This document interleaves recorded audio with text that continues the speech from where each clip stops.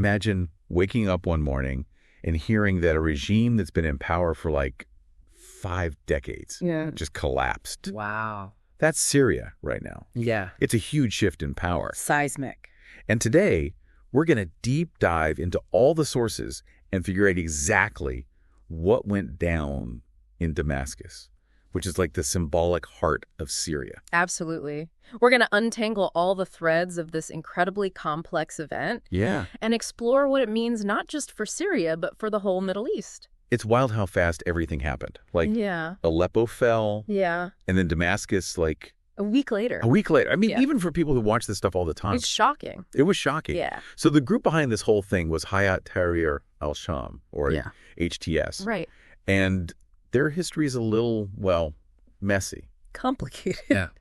They were formerly affiliated with al-Qaeda. Oh, wow. But now they're trying to kind of rebrand themselves as more moderate. So who are these guys, really? Yeah. What kind of Syria will they be in charge of? Those are the million-dollar questions, right? Mm-hmm. To really understand what happened when Damascus fell, we need to kind of rewind a little bit. Okay.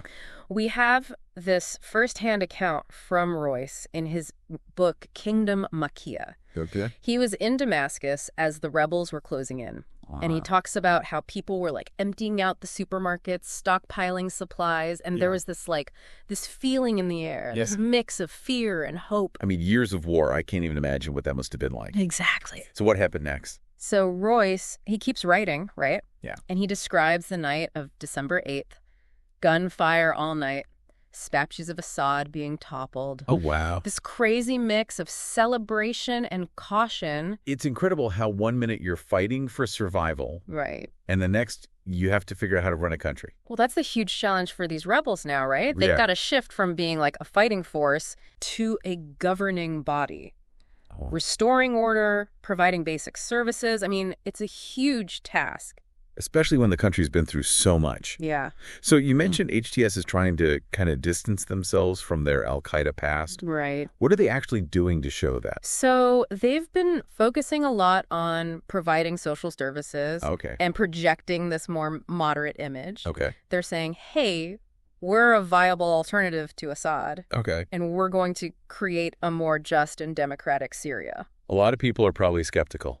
Of course, there's still a ton of skepticism, yeah. Yeah. The world's watching them very closely. It's like they're on this huge stage now, Right. trying to prove they've changed.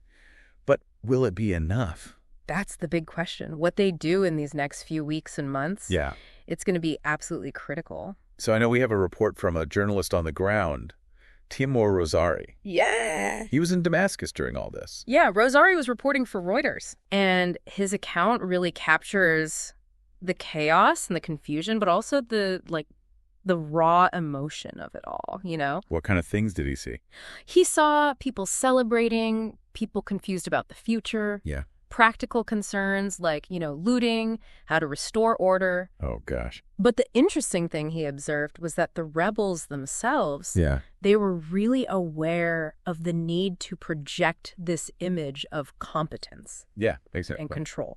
They really wanted to show that they could govern. Like they were stepping into this power vacuum. Absolutely. When they had to fill it. They want to be seen as the legitimate authority. But how do you build legitimacy from scratch like that, especially after years of war and with such a controversial past? Well, that's the challenge, isn't it? So this change in Syria, it's not just about one country. No. Syria was a key player in what was known as Iran's axis of resistance. Right. What is that? It's basically a network of countries and organizations that were united against Western influence in the Middle East. Well, and with Assad gone, it's like this whole network is disrupted. This could shift the balance of power in the whole region. Absolutely. Yeah. The flow of weapons to Hezbollah in Lebanon, it's been disrupted. Iran's influence is weakened, and it's like a domino effect. Yes. What happens in Syria could have unpredictable consequences for other countries. This is a pivotal moment in Middle Eastern geopolitics. So how is the U.S. responding to all of this? Well, President Biden has said that the U.S. needs to work with its partners and stakeholders in Syria. Okay. But it's a tricky situation. I mean, how do you work with a group that was linked to terrorism? Right. It's a tough balancing act. And there's still 900 U.S. troops in eastern Syria. Right. What's going to happen to them? It's uncertain. With the new administration coming in, their future's unclear. Yeah, we have these different viewpoints within the U.S. about how involved we should be in Syria. Yeah. You've got Biden, who wants to engage, but he's facing all these challenges with HTS. Yeah. And then you have Trump, who's more hands-off. Right. But, Trump's isolationist approach might be difficult to maintain. Yeah.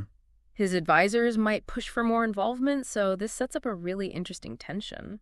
So we've got this mix of domestic and international forces all coming together at this critical moment in Syria's history. It's a lot to unpack, yeah. Should we take a closer look? Absolutely. Let's dive in. I mean, it really makes you think, like, what does this mean for other regimes around the world? Yeah, like, are we going to see more of this, like these long-standing regimes? It's pausing. It really throws into question, like, the stability of what we thought were stable governments.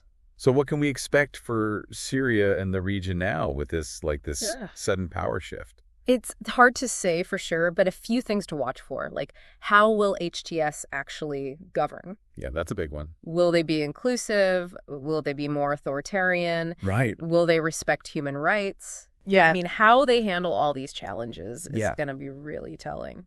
And what about the international community? Will they, try to work with HTS? Well, that's a big question, right? Yeah. Do they engage? Do they isolate them? Yeah. I mean, those are big decisions. I mean, nobody wants to see more violence or extremist groups getting stronger in the region. The stakes are high. Yeah, the whole world's watching. Absolutely. It's easy to forget that this is all happening to real people. Exactly. People who've already been through so much. You have to remember the human cost of all of this. Yeah. I mean, Syrians have suffered so much during this civil war. Right. And now they face even more uncertainty. It kind of puts a lot of responsibility on HTS's shoulders, They have this opportunity to build a better future. Yeah. But they could also just perpetuate this cycle of violence. Right. It's up to them. And it's not just Syria. No, we were talking about the axis of resistance. Right. And remember, Syria was a vital part of that. Yeah. So now with Assad gone, that whole axis is weakened. It's like the whole geopolitical landscape is shifting. Things are in flux. Yeah. I mean, we might see new alliances, new conflicts. Right. I mean, it's a lot like a chessboard right now, pieces moving around. I guess to really understand where things are going, we have to understand how they got here. We need to look back at the root causes of the Civil War. Yeah. This conflict didn't just come out of nowhere. Right. It was years of tension. Years of social, political, economic tension. I wonder if we can learn something by looking at other conflicts in history. Well, history offers a lot of examples, both successes and failures. Yeah. Looking at those examples can give us some insights into how to handle the current situation. But history never repeats itself exactly right. Right. Every conflict is different. Syria is writing its own story. Yeah. We need to pay close attention to really get a sense of what's going on. Yeah. I think it's important to hear from people who have actually lived through this. Absolutely. Like, what was it like to be in Syria during the Civil War? To really grasp the human side of this, we have this account from Layla, a young Syrian woman who had to flee the country because of the war. Wow. Her story is one of millions. It's a reminder that these aren't just statistics or dots on a map. Right. These are real people with real lives. Exactly. Whose lives have been shattered by this war. Each Syrian carries the scars of this conflict. Yeah. It's a heavy reality. It's hard to even imagine. But it's important that we don't forget about it. Even when the headlines fade. We need to keep paying attention. What can we do? Well, Syria needs our support, our solidarity. Yeah. The Syrian people deserve a future of peace. And to build that future, they're going to need all the help they can get. The rebuilding process is going to be long and challenging. It's going to require resources, expertise, and above all, a real commitment to peace. It's going to take everyone working together. Governments, international organizations, civil society, the Syrian people themselves. So with that in mind, that wraps up the second part. Yeah. Of our deep dive into the fall of Damascus. Wow, Layla's story, it really puts a human face on this whole thing. Absolutely. And now with Damascus under HTS control, it's like, is there any hope for a better future? It's the question everyone's asking. Yeah, is this the start of something new? Decades of rule, just gone. I know. So many possibilities, but so much uncertainty. Well, it feels like we're watching history unfold in real time. Right. but it's so hard to make sense of it all. There are so many factors at play, so many different interests. It's overwhelming. Absolutely. Where do we even begin to understand all of this? Well, I think the first thing is we need to stay informed, even when this isn't front page news anymore. Right. Keep learning about Syria's history, its culture, its politics. It's so easy to get caught up in the headlines and miss the bigger picture. Exactly. So beyond staying informed, what else can we do? Well, we can support humanitarian organizations. Oh, yeah. That are helping people in Syria and the surrounding countries. That's your point. I mean, there are so many NGOs doing incredible work. Yeah. Providing aid, medical care, psychological support. It feels like such a huge problem, you know. It is. But I guess every little bit helps. Yeah. Okay, so what about the international community as a whole? Right. Like, what can they do?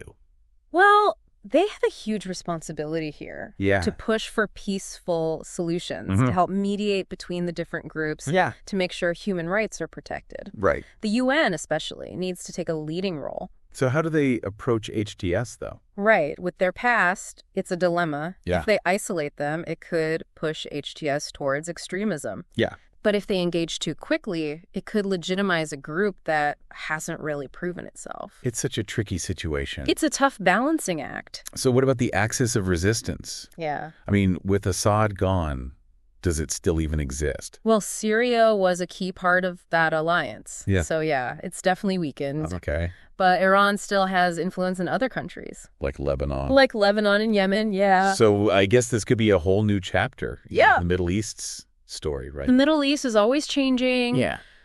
There are so many different rivalries and interests. Yeah. Assad's fall, it creates all these new possibilities. So many possibilities, but so many challenges, too. Absolutely. I guess the main thing I've learned from all of this is just how important it is to have empathy. Yeah. To try to understand different perspectives, to listen to people who are often silenced. We have to remember the human cost of these conflicts. Yeah. It's easy to get caught up in the politics and forget that. It's so important to remember the human stories. Syria reminds us that peace is something you have to work for every single day. Absolutely. It doesn't just happen. And it's something we need to remember not just in Syria, but in conflicts all around the world. So that's it for our deep dive into the fall of Damascus. Thanks for joining us. We hope this has given you a lot to think about.